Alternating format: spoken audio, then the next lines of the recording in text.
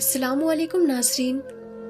پیارے ناظرین، آپ کے سامنے پیش کرنے جا رہے قارون کا خزانہ اور قارون کا انجام۔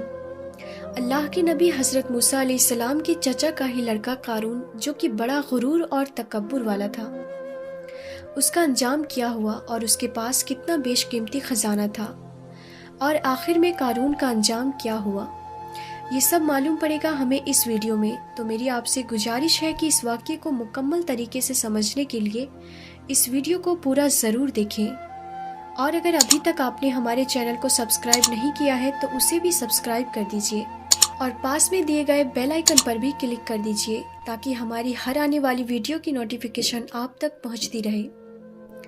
تو چلیے ناظرین، ویڈیو شروع کرتے ہیں۔ قارون کے خزانے کے متعلق آپ نے تاریخی حکایات اور محاورے تو سنے ہی ہوں گے۔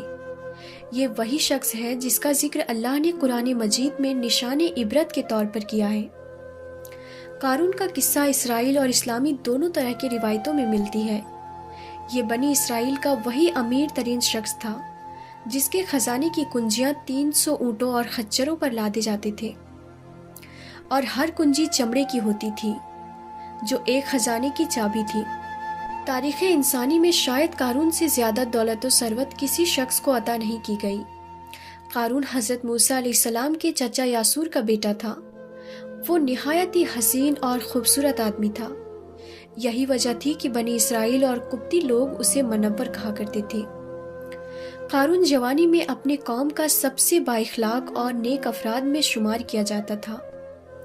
نیز توریت کا بہت بڑا عالم دین بھی تھا، کیونکہ اس کی پرورش موسیٰ علیہ السلام کی سایہ عاطفت میں ہوئی تھی، اس لیے وہ کتاب کا علم بھی رکھتا تھا اور اچھی آواز کا مالک تھا۔ وہ توریت خوبصورت انداز میں تلاوت کیا کرتا تھا۔ یہی وجہ تھی کہ لوگ اس کا بہت ادب و احترام کیا کرتے تھے۔ قارون ابتدا میں حضرت موسیٰ علیہ السلام پر ایمان لے آیا، اور جب بنی اسرائیل کو قبطیوں کی غلامی سے نجات ملی تو وہ ان کے ساتھ مصر کو چھوڑ کر سرزمین موت کی طرف ہجرت کر گیا۔ وہاں اس کے حالات ایک دم سے بدل گئے اور اس کے ہاتھ میں بے شمار دولت آئی۔ دیکھتے ہی دیکھتے وہ اپنی قوم کا امیر ترین شخص بن گیا، جس کا ذکر اللہ نے قرآن مجید میں کچھ یوں کیا ہے: بے شک قارون موسیٰ کی قوم سے تھا، پر اس نے قوم پر زیادتی کی، اور ہم نے اس کو اتنے خزانے دیے جن کی کنجیاں اٹھانا ایک طاقتور جماعت پر بھاری تھی۔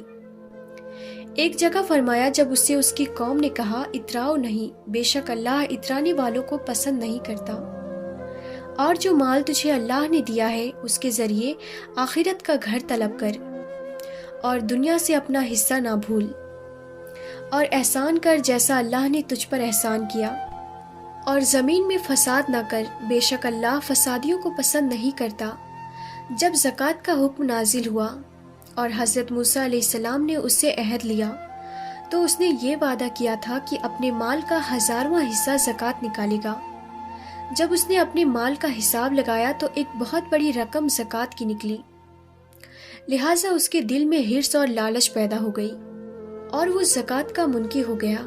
اس نے ایک گندی چال چلی۔ اس نے بنی اسرائیل میں سے ایک گروہ کو جو اس کی حمایتی تھے ان کو جمع کیا اور کہا، اے بنی اسرائیل، موسیٰ نے ہمیں بہت سارے امور کا حکم دیا جس پر تم لوگوں نے اس کی پیروی کی، اب وہ تم سے تمہارا مال بھی لینا چاہتا ہے۔ فلاں فاحشہ عورت کو لے کر آؤ تاکہ اسے کچھ پیسے دے کر موسیٰ کو بدکار ثابت کیا جا سکے۔ قارون نے اپنے قوم کے لوگوں کو جمع کیا اور حضرت موسیٰ علیہ السلام سے پوچھا کہ زنا کی کیا سزا ہے۔ حضرت موسیٰ علیہ السلام نے کہا، جو بھی زنا کرے حالانکہ اس کی بیوی ہو تو اسے سنسار کیا جائے یہاں تک کہ وہ مر جائے۔ قارون نے حضرت موسیٰ علیہ السلام سے کہا، حتیٰ کہ اگر یہ کام آپ نے ہی انجام دیا ہو تو بھی؟ موسیٰ علیہ السلام نے کہا، ہاں، حتیٰ کہ اگر اس کام کو میں بھی انجام دوں تو یہی حکم ہے۔ قارون نے کہا، بنی اسرائیل یہ گمان کرتے ہیں کہ آپ نے فلاں فاحشہ عورت سے زنا کیا ہے۔ حضرت موسیٰ علیہ السلام نے فرمایا کہ اس عورت کو میرے سامنے لاؤ۔ لہٰذا وہ عورت بلائی گئی تو آپ نے فرمایا، اے عورت، اس اللہ کی قسم جس نے بنی اسرائیل کے لیے دریا کو پھاڑ دیا اور عافیت و سلامتی کے لیے دریا کے پار کرا کر فرعون سے نجات دی، سچ کہہ دے کہ واقعہ کیا ہے۔ حضرت موسیٰ علیہ السلام کے جلال سے عورت سہم کر کانپنے لگی اور اس نے مجمع عام میں صاف صاف کہہ دیا کہ اے اللہ کے نبی، مجھ کو قارون نے کثیر دولت دے کر آپ پر بہتان لگانے کے لیے آمادہ کیا ہے۔ اس وقت حضرت موسیٰ علیہ السلام آبدیدہ ہو کر سجدہ شکر میں گر پڑے اور بحالت سجدہ آپ نے یہ دعا مانگی کہ یا اللہ، قارون پر اپنا قہر و غضب نازل فرما دے۔